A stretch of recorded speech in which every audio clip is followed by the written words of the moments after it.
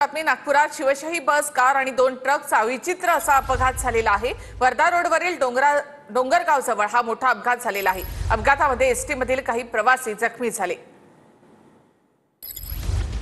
थेट आपण जाऊयात आमचे प्रतिनिधी गजानन उमाटे यांच्याकडे। गजानन,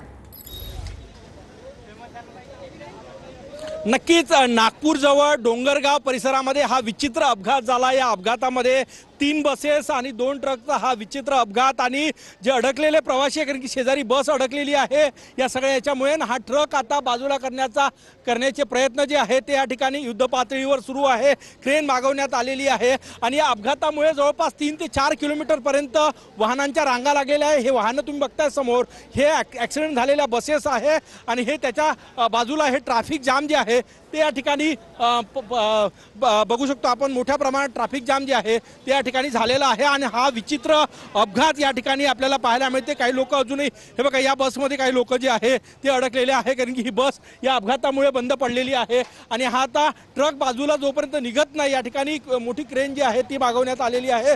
हा ट्रक निघत नाही तोपर्यंत या बसमध्ये अडकलेले लोक जे आहे तेही अडकून असणार आहे। ज्या समोर तुम्हाला एसटी महामंडळाची जी बस दिसली त्यामध्ये काही लोक जखमी झालेले आहे। एक खासगी बस त्या ठिकाणी आहे। ट्रकचं मोठं नुकसान झालेलं आहे आणि तर नागपुरात शिवशाही बस कार आणि 2 ट्रक असा विचित्र अपघात या ठिकाणी झालेला आहे। बसमध्ये अडकलेले जे आहेत नागरिक त्यांना देखील बाहेर काढण्याचं काम सुरू आहे।